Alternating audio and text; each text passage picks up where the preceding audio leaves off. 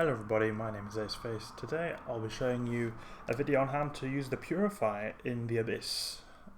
It's often frowned upon or not really thought as a practical thing, and it definitely is not a practical thing to use the stealth bombers in the Abyss. However, it's still fully possible to do it even solo in the T1 filaments. T2 can be done, but the thing is it's very risky and certain spawns will always kill you, but T1 can definitely be done reliably if you understand how to pilot it properly. And that's what I'll be showing you in this video. So this fit is basically based on kiting enemies, staying out of the big damage, and the little damage you do take is negated by the small armor repair you're using. I'm able to hit out about 63 kilometers range, I believe, and the target pater allows your navy torpedoes to actually apply decently. And right now I'm trying to navigate so that I'm getting these enemy frigates, the sleeper frigates, to go into the blue cloud. This allows your torpedoes to apply even better, so they'll just go down in a few shots. So overall, this kind of sleeper wave is a very easy wave. As you can see, only 1.5 million from the loot. It can be a lot better. On average, I would say about 50 to 60 million ISK an hour if you continuously run these sites. And it's decent. The ship itself costs only 60 million, so within 1 hour you've paid off your investment. Okay, so this next spawn is Charybdis Tyrannos, and this is a very simple and very fast spawn, but can also be difficult if you do not gain velocity fast enough in the beginning, because you're very far away, so Charybdis can still hit you. He has crazy tracking. It is otherwise quite simple. What you get once you gain velocity, just spiral in, destroy any other things, any small stuff associated with him. So that cruiser went down really quickly.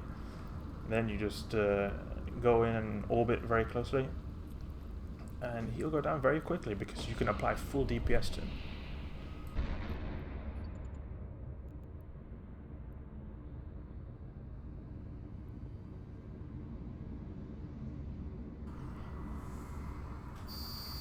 And there he goes, and let's see what's in the loot. And it was not that great. It was about 1.2 million. It can be a lot. I would say an average is about 3 to 5 million per cache. 10 million. It can sometimes be 10 million, and that's what I consider like a very good cache. Here I'll be showing you how to do T2 electricals. You will not always survive. The Vela wave will get you basically every single time, but the concepts I apply here can also be applied to T1s, so it's still useful information if you want to run T1s.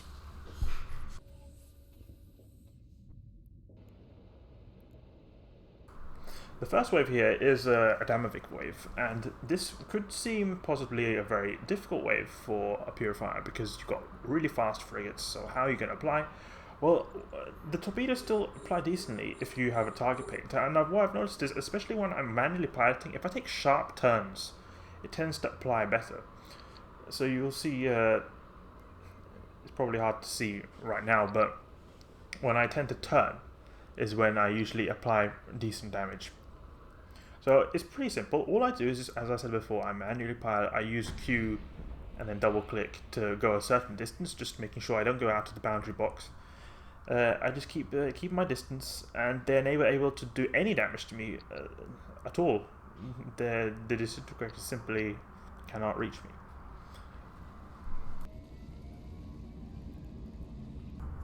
Here's an example of a drone wave, and it is basically the exact same thing as the Damavik wave. You just keep your distance, take sharp turns, but still make sure your distance is far, and just nail them down with torpedoes. It's very simple in this case, since I've got a blue cloud, so the DPS will be applied very greatly. In fact, I'm ungrouping my torpedoes because the DPS will be applied so well that it's just it'll save me time not having them all grouped together. Here's an example of some good tier 2 loot. So you've got 40 million just like that. Here's an example of a Deep Watcher wave, and they're very simple, exactly the same as Charybdis as I told you before. Spiral in, take out the small stuff, and just get under the Deep Watcher or the battleship's guns.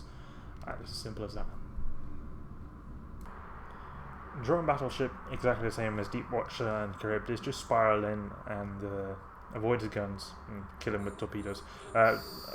Be careful here though, because the frigates can apply quite a bit of damage to you, so you probably will want to use your armor or repair a little bit, but they still go down pretty quickly.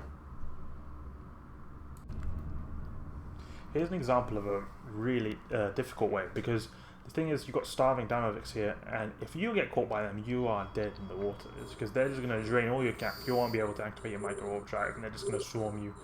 So you really want to be careful here. But I managed to kill them. I managed to get out of their range.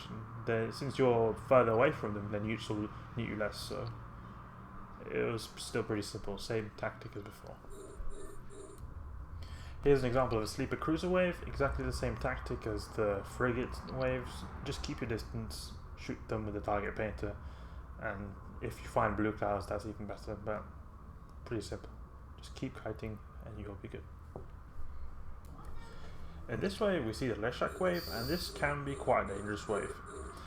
In this case there are no starving ones, so we can burn in. Here I don't burn in because I see spark needles, and spark needles do extra DPS because they do EM damage, and in an electrical that is dangerous. Otherwise, in hindsight, I should have actually gone in and orbited.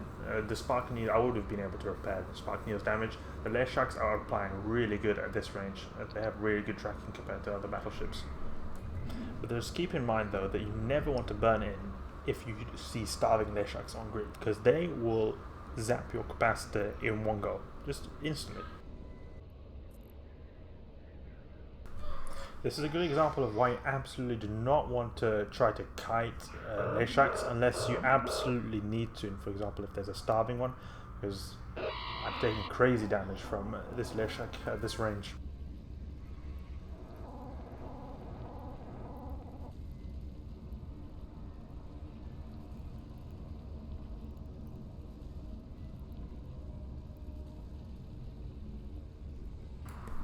But I survived, and what has been a better idea is to just simply focus on the Leshaks first and just get close if I can.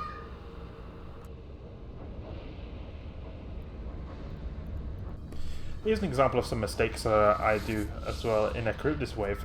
Here I should have preheated my Microwarpdrive due to Charybdis' crazy tracking.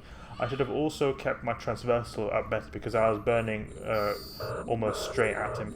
Here I should have taken a more sharper angle. As you can see, I die. Now here you'll see the infamous Vela wave. This is the wave I'm never able to clear in T2 Electrics. And it's a challenge for you guys if you can find a way to destroy the Vela Triglavians in a Purifier or any other stealth bomber.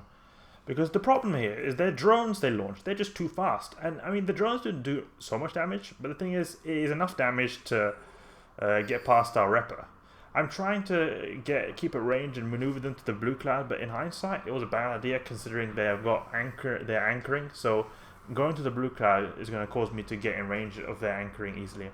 And since they're so fast, it's very easy for them to catch me. As we see here, I'm going to get caught because they're just gaining range too fast. I managed to kill one very quickly, but you can see here, they're in scram range, I'm scrammed, I'm now stuck here, the Velas are all swarming me. I'm holding up alright with my Repper for a few seconds, but it is not enough, and I inevitably die.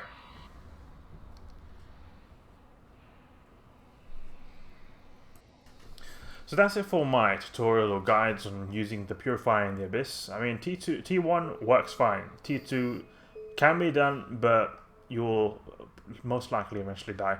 It can give you about, T1s can give you about 50 to 60 million an hour. I'd say more around the 50 million mark.